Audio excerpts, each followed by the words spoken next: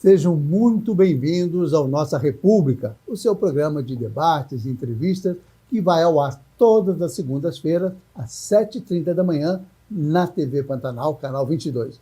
E depois disso, o programa fica disponível a qualquer momento no nosso canal do YouTube e no site nossarepublica.com.br. É com grande satisfação que iniciamos mais uma edição, recebendo hoje o professor doutor Alfredo da Mota Menezes, historiador, pós-doutor em História da América Latina, professor aposentado da UFMT, articulista, comentarista político e, para minha alegria, meu querido amigo.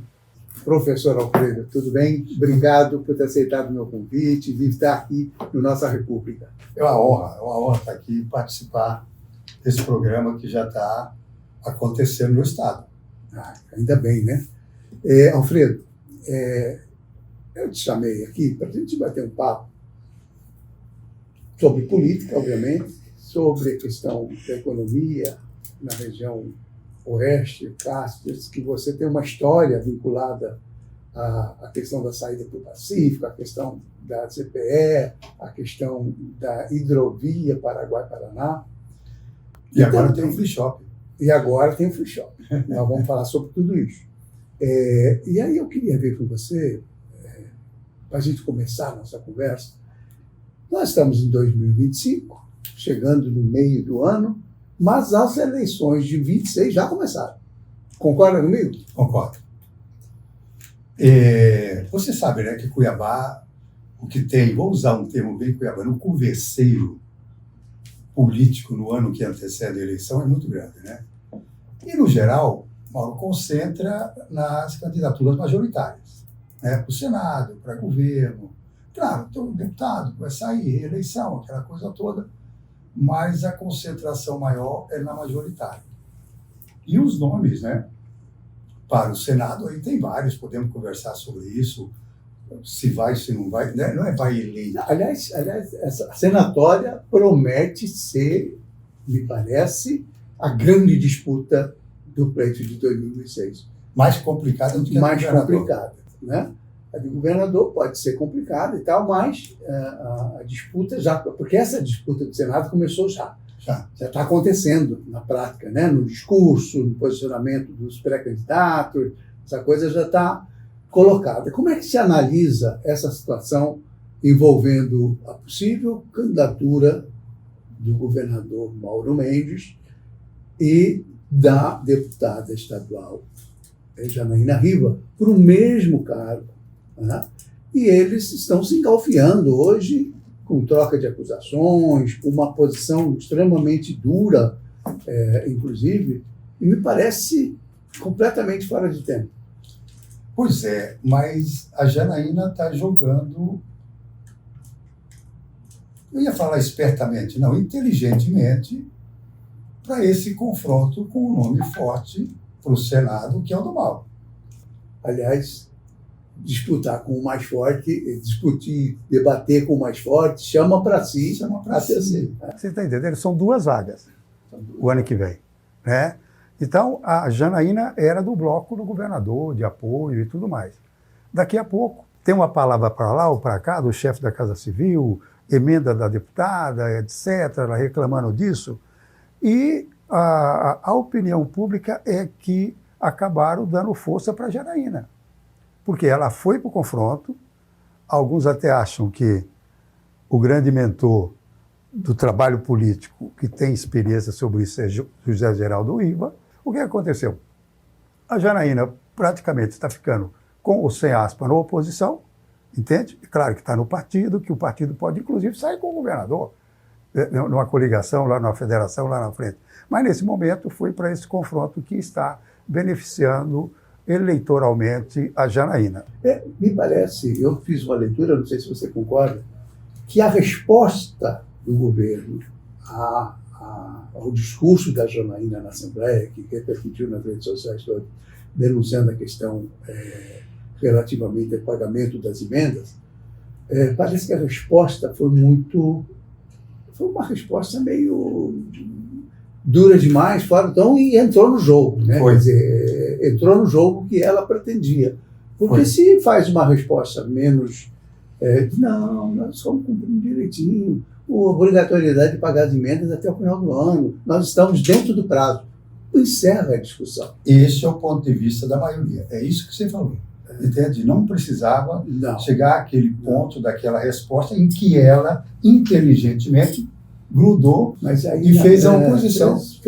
Assumiu a posição do lugar, começou a campanha. Ou seja, aquele que não votar no Mauro, em tese, deve dar o segundo voto para ela. Deve dar o segundo voto para ela. Entende? Aí ela caminhou até o eleitor do Mauro pode dar o segundo voto para ela. Pode. E aí a imprensa já está publicando de que está havendo um recuo dos dois lados. Eu acho que o lado do governo percebeu, né, do Mauro, do grupo político, que não é interessante esse embate agora, porque vai fortalecer a Janaína. Entendeu? Ela é um bom negócio para a Janaína. É um bom negócio para a Janaína. Eu acho que essa coisa é ruim, porque assim, me parece que errou o deputado que é chefe da Casa Civil, Fábio Garcia. O Fábio Garcia, na maneira como ele respondeu, né? Ele parece que se sentiu bastante ofendido e acabou entrando no jogo, né?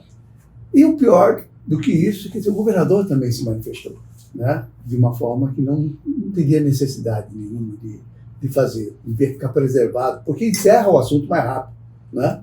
Então essa coisa acho que ganhou proporção mais por aí. Encerrou agora, depois de ter sim, aquele tal, mas agora parece que chegaram a um ponto de entendimento seguinte: ok, sai para lá, sai para cá, não precisa xingar ninguém, nem dar bronca de um lado e do outro. Acho que esse é o caminho. Mas ainda de Senado, Mauro, tem vários nomes. Vamos lá. Mas é uma disputa enorme, né? Enorme. Fávaro a princípio. Vamos falar um por um. Fávaro. Que termina o mandato e tem que ir para a reeleição. Mas aí tem muita conversa do seguinte, que ele pode ser candidato a governador. Sim. Com o Lula candidato à reeleição, gostaria de ter alguém aqui, e o PT já está elogiando o Fávaro, aqui no estado, pode sair o Fávaro para governador, que o Fávaro tem uma presença razoável, digamos assim, no agro, e o Lula não tem, e o PT não tem. Com isso, o Lula teria uma entrada mais forte no agro aqui, com essa candidatura, suposta candidatura do Fávaro para governador. É que vem falando muito também. Ou para o Senado ou para o governo. Pode ser para o governo com essa... Ele já externou, quer dizer, que o desejo dele era disputar a reeleição. Tá? Até porque é uma disputa difícil, exige muito recurso, exige uma dedicação bem maior que essa do governador. Né? Mas você tem razão. A senatória pode empurrar Fávaro para disputar o governo. Com apoio da reeleição do Lula, aquela coisa toda. De parte do MDB, enfim, de uma parte do agro, porque foi ministro da Agricultura e tal. Não vai ganhar o agro todo, não, de jeito nenhum. O agro aqui é mais contra o PT. Mais nome. Fala-se muito no nome do Medeiros, que teria, essa conversa que é o ponto, apoio direto do Bolsonaro. Que o Bolsonaro viria aqui, porque o Bolsonaro precisa criar um grupo forte no Senado, aquela disputa que tem com o Supremo e tudo mais, então que investiria politicamente no José Medeiros. Então é outro nome que está bastante falado nesse momento. Aí, tendo como cabeça de chapa para governo o Hélio Fagundes. O Hélio Fagundes, que é do PL, aquela coisa toda. São esses nomes que estão sendo colocados, ou seja, Fávaro, Janaína, Medeiros. Aí tem o pessoal Jaime. O Jaime está numa situação, me parece, a mais complicada de mais complicada. Né? O Jaime, por isso que eu vejo assim, eu conversei com o Júlio Campos um dia desses, ele gravou, e ele jogou isso tudo para março, para a janela de liberação partidária e tal. Eu imagino que ele também vai ter de decidir tudo lá. Antes disso, muita conversa, mas a decisão é lá. Porque assim, se ocorrer do Mauro Mendes manter o apoio ao vice-presidente, Então já declarou. Pois já declarou. Publicamente. Eu estou falando de manter, né? É. Manter, porque até lá tem muita Isso. água para rolar debaixo da ponte, né? A gente já viu o Mauro recuar de diversas posições, está aí Fábio Garcia, as mais recentes Botelho, né? Fábio Garcia era o candidato dele até a 25ª hora. E, no final, acabou apoiando o Botelho para prefeito. Perderam, né? Mas não sei se é porque perderam porque o Fábio era o melhor nome ou porque tinha, enfim, polarização direita e esquerda acabou levando Lúdio e Abílio para o segundo turno. Mas eu fico assim, imaginando que a situação dele, o desconforto é visível do Jaime, do Júlio, da velha Arena, do velho PFL, do velho DEM, certo? É um pessoal que vem historicamente herdando, mudando de partido e tal, mas não é o mesmo partido, é a mesma turma, né? Mudou um pouco com a chegada do Mauro, e mudou forte, o ponto do Mauro assumir a presidência do União Brasil, né? União Estadual. Então, assim, o Jaime corre o risco de ter que recuar e ficar sem mandato. Tem uma pergunta em Cuiabá que conversa muito sobre isso, sobre o Jaime, claro, que é o seguinte: ele sai para o Senado, tem uma discussão danada, né? Ele sai para governo, Não, para tem outra discussão. No mesmo partido não sai, é isso que eu estou falando, implode a União Brasil. Ou a terceira tese, se vai para casa. Porque ele já disputou 6 eleições, ganhou as 6 eleições, é o grande discurso dele, e tem gente que é do lado dele, que eu converso e tudo mais, que diz que ele não vai em bola dividida. Se ele sentir que pode perder, Não vai. não vai. Até porque tem um cacife bom, né? Então, assim, Ganhou 6 eleições, foi governador, foi senador tem 2 vezes. um belo handicap, né? como Handicap, dizem. pode ir para casa. Tem alguns achando que depois ele volta a ser prefeito de Vazarena. Ou seja, faz parte das conversas do cotidiano. E o nome mais discutido no momento é como vai ser ou como vai agir o Jaime. Vai para o governador, vai para o senador ou vai para casa? Essa é uma das conversas Eu estou maiores. quase apostando que vai para casa. A maioria da pessoa que eu converso... Eu penso que sim, porque assim, esse embate é inevitável. Me parece que esse embate, a menos que Mauro recue, decida apoiar o Jaime, né? Mas é difícil, por exemplo, você fazer uma chapa pura, né? O candidato a governador... acreditar que vai ganhar as duas. As duas. Ou seja, As duas, uma de governo e uma de Senado. Não, mas vamos imaginar que os dois saem do Senado. Pode. Pode, mas não acontece. Não acontece. Então, não elege os dois. Não elege os dois. É muito difícil. É difícil. Seria uma goleada, né? Mas Exatamente. É muito difícil. Exatamente. E a gente tem que considerar o seguinte, quer dizer, por melhor que seja o governo do Mauro Mendes, ou do ponto de vista da gestão, da produção de infraestrutura, enfim, de políticas públicas nessa área de estruturação do Estado, e é verdade, todo mundo reconhece isso, até na oposição a ele, todo mundo reconhece que ele tem sido um gestor excepcional, fora da curva, né? Nessa questão das estradas, da construção de hospitais, etc. Tem um bom cacife aí. Mas tem desgaste com um ou outro setor, tem desgastes pessoais em relação ao universo político, né? E tem até argumento, Mauro. Tem pessoas que tudo é conversa, né, que antecede a eleição e tal, e acredita que lá na frente o Mauro recua. Poderia terminar o governo dele e não ser candidato. Eu vou falar uma coisa, vou confidenciar uma coisa que eu ia publicar de qualquer maneira, mas tem uma fonte que me garantiu que ele pensa seriamente em ir para casa. Ele, Mauro Mendes. Sair da disputa e terminar o mandato e tal. Isso muda demais o quadro, né? Porque o Otaviano já não vai ter a caneta. Exato. Né? Quer dizer, embora isso não impeça dele de ser candidato, ele pode renunciar a vice e fazer a campanha dele. Ser candidato a governador. Né? Enfim, essa conversa é boa e toma um espaço. Eu vou pedir para a gente fazer uma chamada aqui, Alfredo, para o comercial. Mas antes a gente vai com um recado do governo do Estado. O tempo seco está chegando e durante esse período aumentam as queimadas. Provocar incêndio, seja no campo ou na cidade, além de proibido, é crime. O governo de Mato Grosso está preparado para combater os incêndios com novas viaturas, equipamentos e pessoal treinado para localizar e punir quem coloca fogo. O nosso sistema de monitoramento via satélite identifica as queimadas em tempo real e os criminosos que desrespeitarem o período proibitivo serão localizados e penalizados. Os incêndios invadem as cidades, prejudicando a saúde de toda a população, que sofre e lota os hospitais.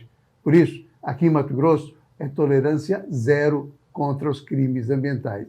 Denuncie ligando 193, Governo de Mato Grosso. Não saia daí, que eu volto num instante só. Nossa República está de volta esta semana, conversando com o professor, doutor, historiador Alfredo da Mota Menezes, meu queridíssimo amigo de algumas décadas, né? Algumas décadas. É muito bom essa coisa de poder conviver com a inteligência, a gente aprende muito, né? Com quem tem um conteúdo importante. Mas, Alfredo, a gente falava sobre essa coisa de Mauro pode ir para casa. Eu tenho essa fonte que me garantiu que essa possibilidade existe, que ele já confidenciou isso para algumas pessoas bem próximas dele, pelo menos 2 ou 3 vezes, que ele não tem apego, que talvez o melhor caminho para ele seja voltar para casa e depois ressuscita lá na frente, né? Eu tenho uma certa dúvida, porque esse talvez seja o melhor momento do Mauro Mendes. Isso. Né? Apesar de ele ter ganhado muito bem a reeleição, né? Mas esse é o melhor momento. Ele tem, né, Mauro, feito muitas obras no interior. Dizem que ele chega, a equipe dele numa prefeitura, né, não sei se você sabe conversa bem, qual que é a obra principal que falta aqui? Fala, não, a ponte, não sei o que. Tá. Ele tem feito ponte, estrada, ligação, mudando o perfil econômico das cidades com essas obras de infraestrutura. Então, vai ter apoio de muitas muita gente, muitos prefeitos. É assim, quer dizer, ele não é unanimidade, mas tem um apoio importante. Eu acho que esse é o melhor momento dele. E não, tem um outro fator que eu acho. Não pode esquecer também de nome, já que está falando em nome, né? Candidato ao governo, que disse que é o sonho dele, o Wellington. Não, o Wellington é candidato ao eu acho que o Wellington vai ser candidato. Se for Otaviano, vai ser candidato contra o Otaviano. É um negócio. Até o Odílio Balbinotti já recuou, já não vai ser candidato mais. Mostra tudo que a disputa para o Senado parece mais difícil do que a disputa para governador. Eu acho assim, que pode ter uma construção assim, do Jaime. Se o Mauro não for candidato ao Senado, aí eu ia falar que eu acho muito difícil ele recuar, por conta do momento dele. Né? Ele ganhou projeção nacional, o Mauro tem trabalhado, tem feito uma exposição da imagem dele muito articulada, em emissoras de TV nacional, CNN, Jovem Pan, tem procurado estar dentro daquele time de presidenciável. Não é que ele seja presidenciável, mas ele está ganhando importância nacional, e também figura nacional. Fala-se muito que a esposa deles está se preparando para ser federal. É federal eleita, se não, mas a gente imagina o seguinte, será que a esposa do governador, de alguém, vai para a Câmara Federal e ele fica aqui? Não, pois é, não acontece. Não acontece. Se for, vão os dois. Vão os dois. Eu não tenho dúvida nenhuma, exato, porque eles têm um vínculo muito forte. E se ele for candidato ao Senado, com certeza não, mas muito provavelmente Dona Virgínia vai ser candidata a deputada federal. Né? Aí da chapa que ela participe com ela, né? Ela vai puxar muito voto, mas é difícil, não é todo mundo que vai conseguir acompanhar, né? Mas ainda sobra nessa daí. O Jaime, tenho certeza que você, metade de Cuiabá e Várzea Grande, a gente não sabe o que vai ser dele ainda. Não. Se é Senado, se é governo ou se vai para casa. Não tá, essa definição continua. Pode acontecer, assim, de eles pegarem um acordo, o Mauro desiste da candidatura ao Senado, aí sim, aí o Jaime venha para o Senado, apoiando o Otaviano. Isso, aí sim. Né? Aí sim. E aí vai ter uma situação da direita brigar mesmo, né? Vai dividir os bolsonaristas no Mato Grosso. Porque você tem o Hélio, que vai ser candidato, o Hélio não tem nada para perder. O Hélio tem mandato de 4 anos ainda para cumprir no Senado. Se perder, volta para o Senado. Ele volta para o Senado 4 anos. Exatamente. E aí, me parece que nessa situação a direita vai rachar. Como já está rachado internamente a União Brasil. Mas vai rachar mais, porque aí você tem Medeiros com o Wellington, que é a extrema-direita, certo? Com o Bolsonaro tá por trás, porque aí Bolsonaro passa a apoiar os dois. Os dois, mas a gente, né, o que está acontecendo em Brasília ontem, hoje, esses dias, etc. e tal, o ex-presidente pode, falo isso com maior consideração, pode ser preso. Ou seja, será que ele ajudaria na campanha, viraria vítima, etc., e ficaria mais forte? Eu acho assim, mais execrado que o Bolsonaro já foi, pela condução dele. Ninguém inventou nada, né? O que tem é a invenção dele. Tem um golpe, pode ser preso? Pode. É uma situação bastante... É na questão do golpe de Estado. É a questão do golpe de Estado. Nessa história. Mas ele tem uma força política, uma dominação na extrema-direita muito forte, né? Que é uma espécie de... As pessoas foram meio doutrinadas. Assim. Para mim, Mauro, o grande benefício... O Bolsonaro tem muitos defeitos, tem muitos problemas, estou olhando para cá. Mas o grande benefício do Bolsonaro para a política brasileira foi fazer com que a direita brasileira, que sempre existiu, mas não botava a cara. Botava no PSDB, tinha vergonha. Botava no Fernando Henrique, contra o Lula, etc, etc. O Bolsonaro fez esse pessoal botar a cara para fora. Assumir. Isso é ótimo. Isso é ótimo. Se tem a esquerda com a cara para fora, politicamente falando, por que não pode ter a direita? Não, do ponto de vista da democracia, não tem dúvida. E também pode ter o centro, não tem nenhum problema. Né? E para Mato Grosso, nós sabemos disso, que é um estado mais conservador, né, historicamente. Além do agro, a questão de invasão de terra, de MST. É o Mato Grosso de Filho Tuísa. Exatamente. Então, a presença da direita brasileira, da direita política em Mato Grosso é muito forte. E a presença de Bolsonaro aqui, do bolsonarismo, digamos assim, é muito forte. Né? Eu acho que uma das coisas que contribuíram aí para que a direita se fortalecesse, se mantivesse, não que botasse a cara, mas que se estruturasse. Foi a morte do Dante. Né? O Dante, essa grande liderança de centro-esquerda, que sempre foi Dante, mesmo dentro do PSDB, o PSDB foi caindo para a direita cada vez mais, né? Embora fosse um partido social-democrático, com uma visão liberal, com a questão das privatizações, etc. E se contrapunha ao suposto partido de esquerda. De esquerda. Então, que era a cara mais da direita era aqui, da esquerda aqui. Isso. Né? Embora não fosse efetivamente. Não. Era um direita progressista, vamos dizer assim, né? Que mudou o perfil do país todinho. Quer dizer, o Brasil mudou a partir de Fernando Henrique, é inegável. Né? E Dante de Oliveira, que era a grande figura política de Mato Grosso, a grande liderança que se opunha aos mais conservadores, vamos dizer assim. Exatamente. Né? Tinha cacife político, tinha história. Até hoje, a gente fala que tudo isso que está acontecendo no Estado hoje se deve ao que o Dante fez lá atrás, há 20 anos atrás. E também se conversa muito, né, mas nem vamos entrar por aí, é como o Dante, depois de 2 mandatos bons, não foi eleito. Perde a eleição com 2 vagas. Mas aí foi a história do segundo voto. Esse é o mesmo risco que o Mauro corre. Que a Sérgio pegou o voto. Que a Sérgio pegou o voto, foi o segundo voto de todo mundo. A Janaína pode fazer agora. A Janaína tem essa possibilidade. Isso é uma coisa que deixa, eu imagino, que deve deixar o governador com a pulga. Embora ele tenha muita confiança em si, acho que é muito difícil ele não se eleger, mas tem esse risco que é alguma coisa que não dá para... Quem que imaginava que o Dante ia perder a eleição? E eleger a Sérgio senador. A Sérgio era deputado estadual, com o maior carinho a minha amiga e colega Sérgio. Aliás, ela fez um bem danado para o país, que criou aquela lei da legislação de combate ao crime organizado. Isso. Tarará, ela fez uma legislação. A Sérgio era deputada estadual, com o maior respeito e carinho aos deputados estaduais e a Sérgio. O Dante tinha vindo de 2 mandatos na prefeitura, Dois mandatos de governo. 2 mandatos de governo.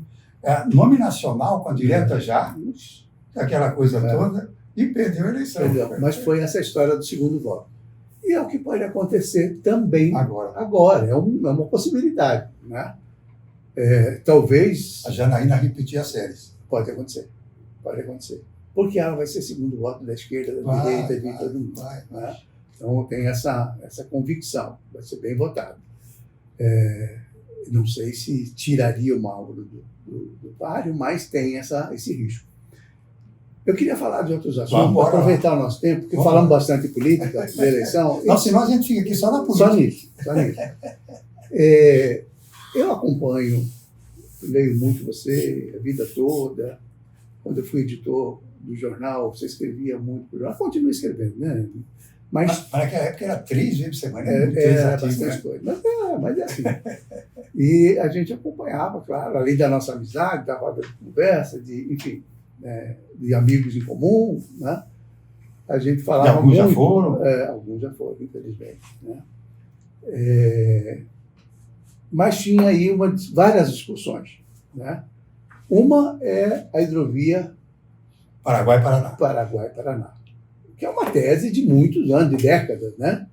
A briga onde que constrói o porto, onde não constrói, navega, não navega, isso já vem para cerca de 30 anos dessa discussão.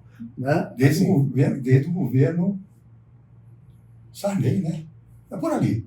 Mas daí Dante já estava na história. Já. Né? Aí Márcio Lacerda, Zé Lacerda, né? O pessoal lá de Cárcere, claro, com interesse óbvio, né?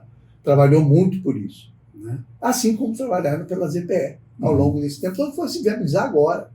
Né? Aliás, esse é mais uma coisa a ser acreditada ao Mauro Mendes. A efetivação, consolidação. Terminar a ZPE. Terminar a ZPE. Ou seja, passa por governo, ninguém termina. Né? Terminou no governo Mauro, é muito importante. É fato. E estão construindo 2 portos. Paratudal e Barranco Vermelho. Maravilhosos. Né? Que eu acho que pode finalmente essa coisa se viabilizar. Tanto é que o Ministério de Portos e Aeroportos está prevendo agora, para 2026, para esse ano, aliás, de 2025, para o último trimestre do ano, o lançamento digital para fazer a licitação da parte de navegação, de exploração desse trecho.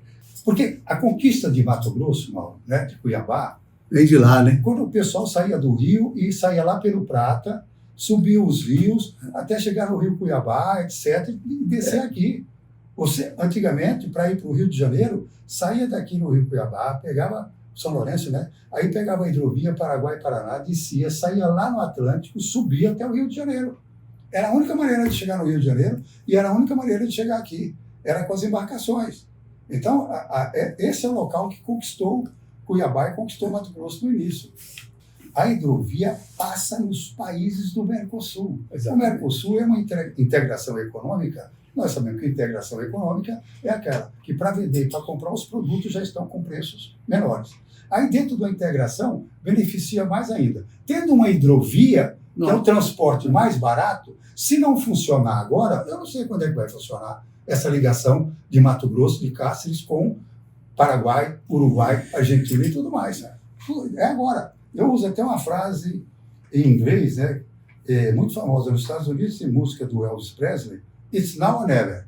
É agora ou nunca para Cáceres. Você está entendendo? 2 portos, Paratudal e Barranco Vermelho, sendo construído pela iniciativa privada. A ZPE. A ZPE criada e instalada, já com indústria lá. E agora criaram o free shop. Se não for agora, Mauro, não vai ser nunca. Não vai ser nunca. Essa região é uma região importante porque ela é um dos polos de Mato Grosso, estava muito atrasado, né? Ela só se destacava pela história e pela universidade, pela Unemate, né? Que virou uma cidade de estudantes e tal, e gente sem futuro, né? Porque fazia faculdade lá e ia embora de lá para fazer outra coisa, porque não tinha mercado. Não tinha mercado. Então, você acredita que vai mudar esse panorama? Eu tenho falado o seguinte, não tem jeito. Se você tem uma ZPE, e que eu digo o seguinte, tem que ir atrás mais de indústria, gente. Tem uma equipe criada, tal, na ZPE, toda a ZPE tem que ir atrás, tem que mostrar. Mauro, olha só, a ZPE, seja aqui ou em qualquer local, ela podia vender somente 40% de sua produção internamente. Tem uma decisão do Supremo, que pegar agora vai demorar um pouco, que determina, concorda que uma ZPE pode vender, acredite, 100% de sua produção. Então você pode produzir ali e vender no Brasil. Não, você imagina, nós com tanta matéria-prima aqui, quanta indústria não pode ser montada lá? Com a taxação lá embaixo. Com a taxação lá embaixo. Com a taxação da ZPE. Não tem ICMS, não tem COFINS, não tem isso, não tem IPI, não tem nada disso. E mais a agropecuária, aqui tudo. Se não for, se não for em frente agora, não sei. Além disso, né, pegando o embalo, desculpe, criou-se agora, né, a zona de free shopping em Cássio. Tem ZPE, tem free shopping, tem 2 portos sendo concluídos. Eu li a matéria que o Paratudal, que era para terminar em 26, vai terminar em 2027. Que está bem aí. Bem ali, um porto espetacular, tudo pronto. E mais uma decisão do Supremo Tribunal Federal, gente de Cáceres, e que pode vender toda a produção de uma ZPE internamente. Busca isso aí, decisão do Supremo. E essa coisa... Bom, vamos continuar essa conversa, porque esse assunto é muito palpitante, tem muita história, né? Para chegar até aqui. A gente vai para um outro intervalo comercial, a gente volta num instante só. Não saia daí que a conversa, como você está vendo, está muito boa. Agora preste atenção nessas notícias. Alunos da Rede Estadual de Ensino são premiados na Olimpíada Nacional de Química. E esta outra? Alunos de escola estadual de Sinop conquistam uma vaga em torneio mundial de robótica nos Estados Unidos. E essa outra? Estudantes da rede estadual são selecionados para intercâmbio na Inglaterra. Tem mais. Banda de escola estadual de Cuiabá conquista primeiro lugar em concurso no Rio de Janeiro. E não para por aí. Aluna de escola estadual de Colíder participa do programa Jovens Embaixadores no Exterior. Tem mais notícia. Estudante de escola estadual de Chapada dos Guimarães tem a vida transformada pela Copa Educa. Olha só esta. Educação Pública de Mato Grosso salta do 22º para o 8º lugar no Enem. Sabe o que essas notícias têm em comum? Todas mostram que a educação abre portas para o futuro com jovens que escolheram dedicar a vida aos estudos. Para quem escolhe a educação, só existe um caminho: oportunidade para uma vida melhor. E este é um recado do governo do estado de Mato Grosso. Não saia daí que eu volto num instante só. Nossa República está de volta esta semana conversando com o professor Alfredo da Mota Menezes. Nós já falamos de política no primeiro bloco, estamos começando aí no segundo bloco falando da infraestrutura e do desenvolvimento econômico e vamos seguir nessa toada. Tem uma polêmica acerca do free shopping. O comércio, os comerciantes mobilizados são contra o free shopping porque isso, em tese, vai prejudicá-los por conta da concorrência. Como o free shop tem um percentual de imposto menor, né, para cobrar, então tem essa dificuldade.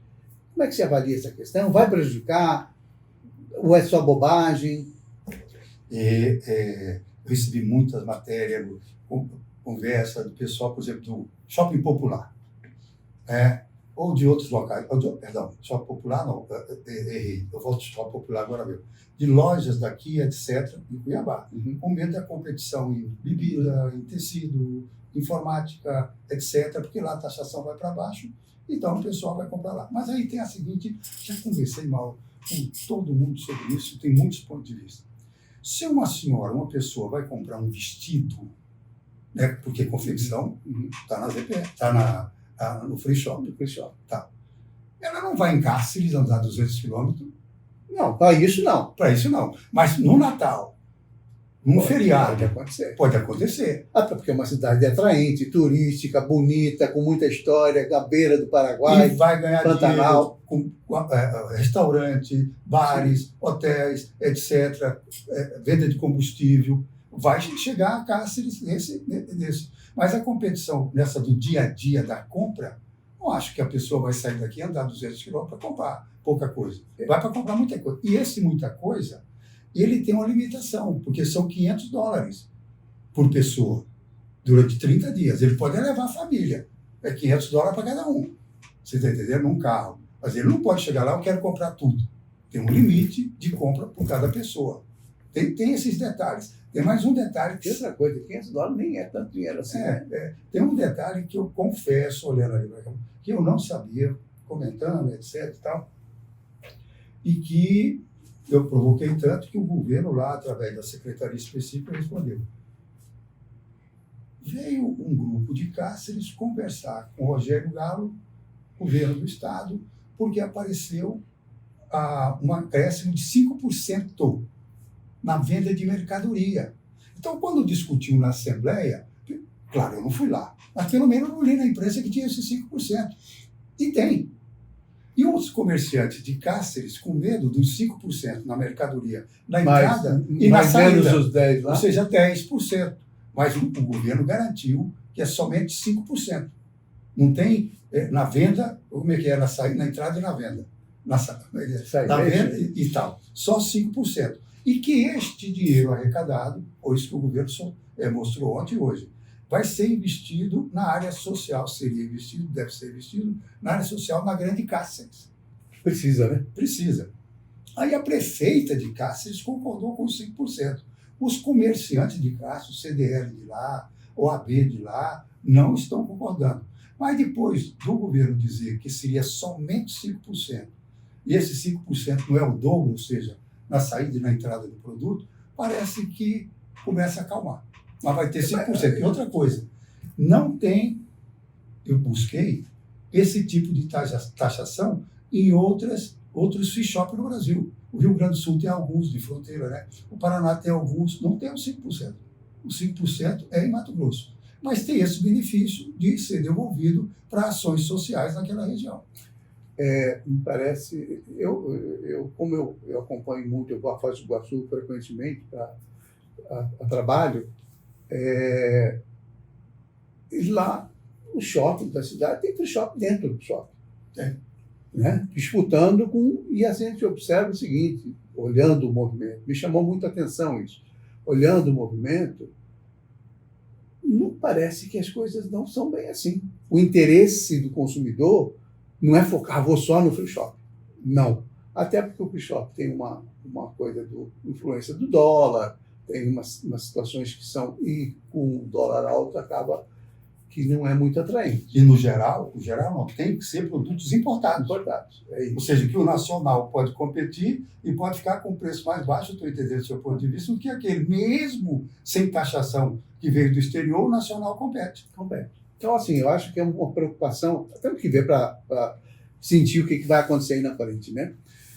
A gente falava, Alfredo, da questão da navegação.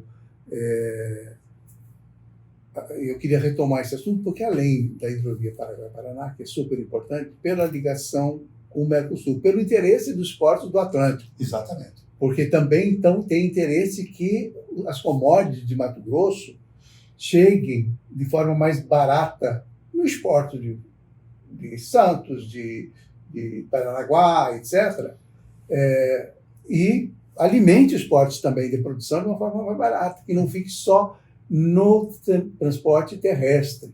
Né? Tanto é que eles estão uma visão estratégica, eles estão defendendo hoje, e isso deve começar a acontecer, se já não está acontecendo, que é a navegação de cabotagem, de um porto para o outro.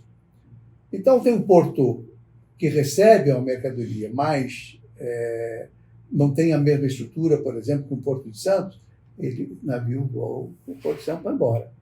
Para levar, estou falando para levar, né, a produção, principalmente de commodities. Né? Uhum.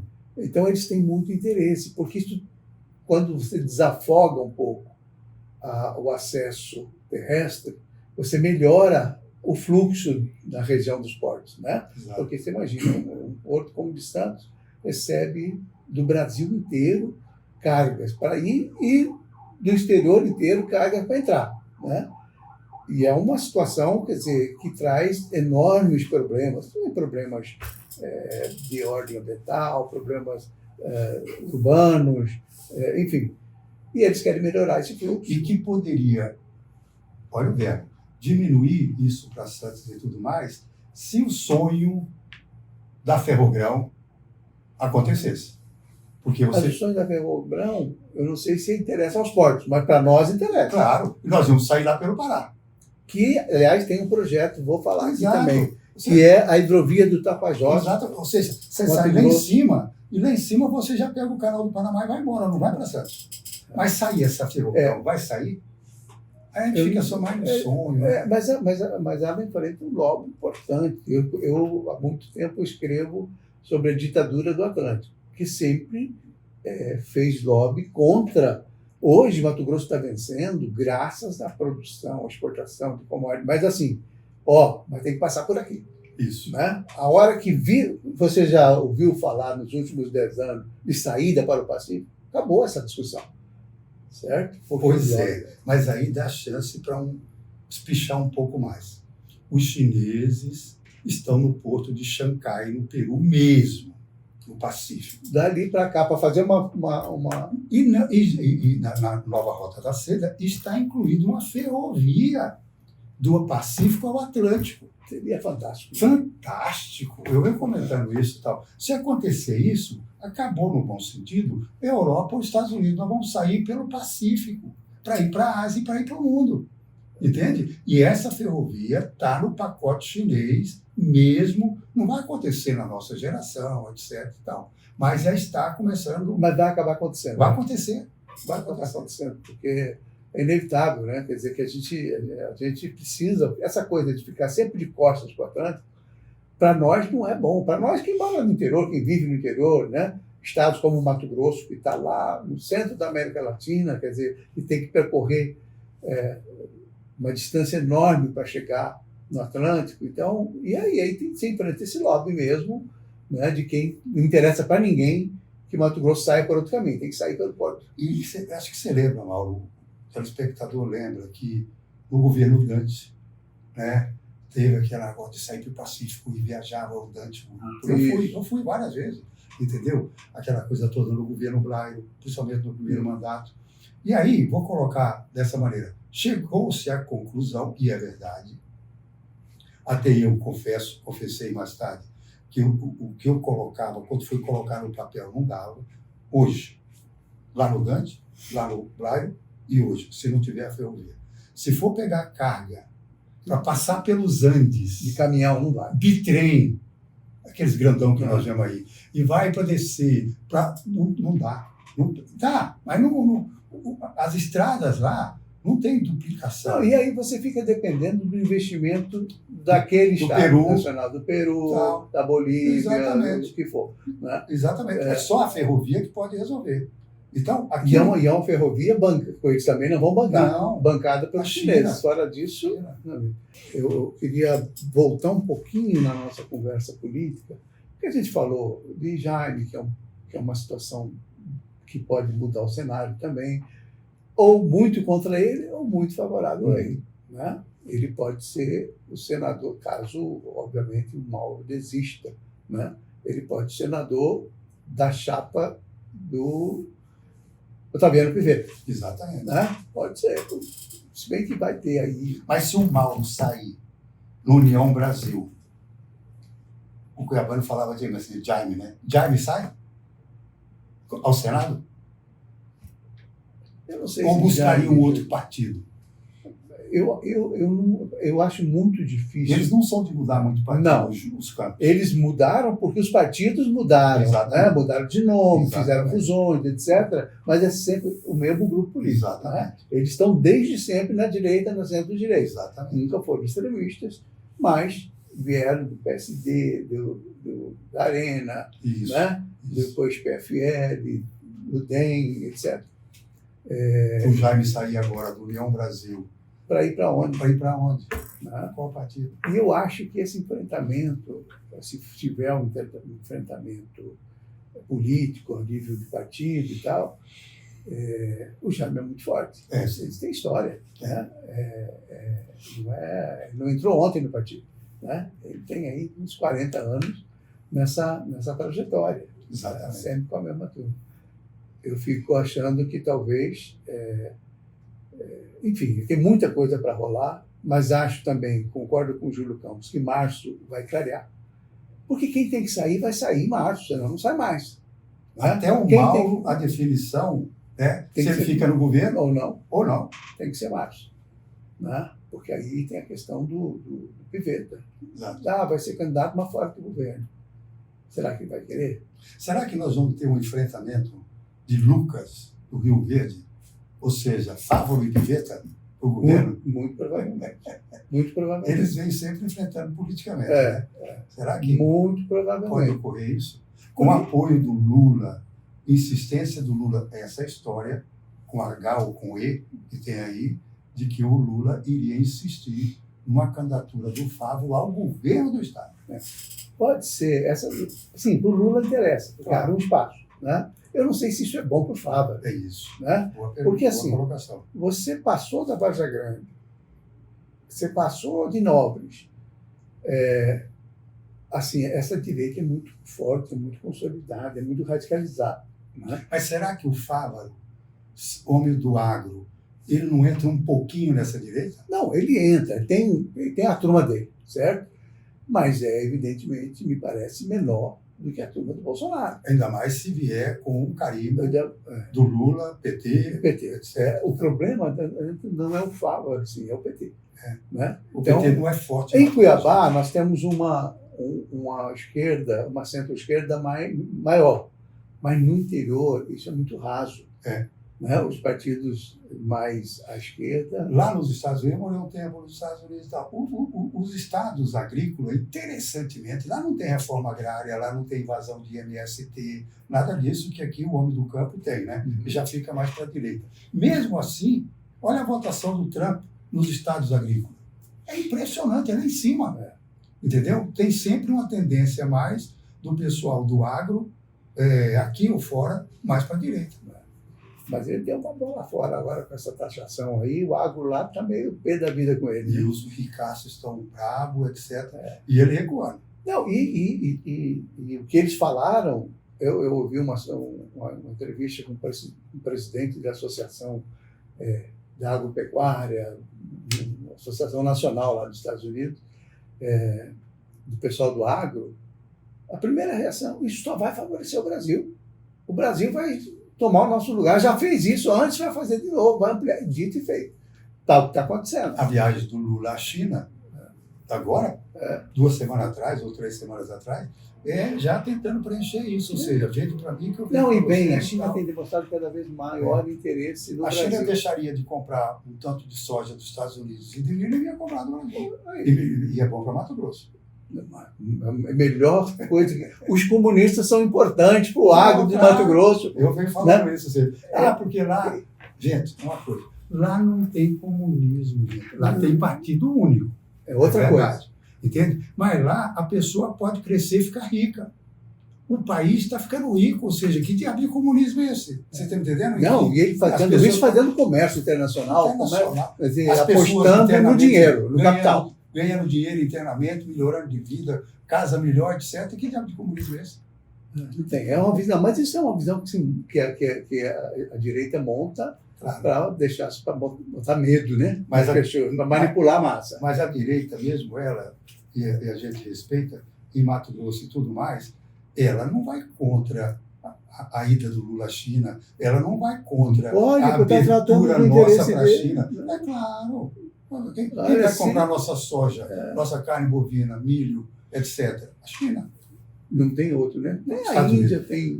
Os Estados Unidos é o segundo maior produtor de soja do mundo. O Brasil que é o primeiro. Os Estados Unidos é o maior produtor de milho do mundo. Os Estados Unidos é grande produtor de carne. Mas vai perder para o Brasil já, viu? Milho? Milho. Não. Você acha que não? Não busca, não. Porque a produção de milho sozinho nos Estados Unidos é toda a produção de todos os grãos do Brasil. É impressionante. lá que usa para etanol, faz coisa e tal, 300 milhões de toneladas, um negócio assim, de milho, só milho, entende? Então é difícil, nós estamos aí com 80, 90, 100, tal. Nós passamos dos Estados Unidos na soja, no milho é muito difícil. Mas pode acontecer. A gente sabe que o agro brasileiro é uma coisa, é uma máquina importante, né? Mas que poderíamos um outro dia falar e conversar como fazer no nosso estado para ter agroindústria crescendo. Está combinado. Porque essa é uma situação definitiva, decisiva para Mato Para Grosso. Mato Grosso, Para distribuir renda, exato. para acabar com essa desigualdade enorme que tem entre os ricos e E pobres. não pode ser eternamente produtor de matéria-prima. Não pode. É a indústria que gera emprego, é a indústria que gera imposto. Exato. Quer dizer, o Estado mesmo não aguenta a demanda.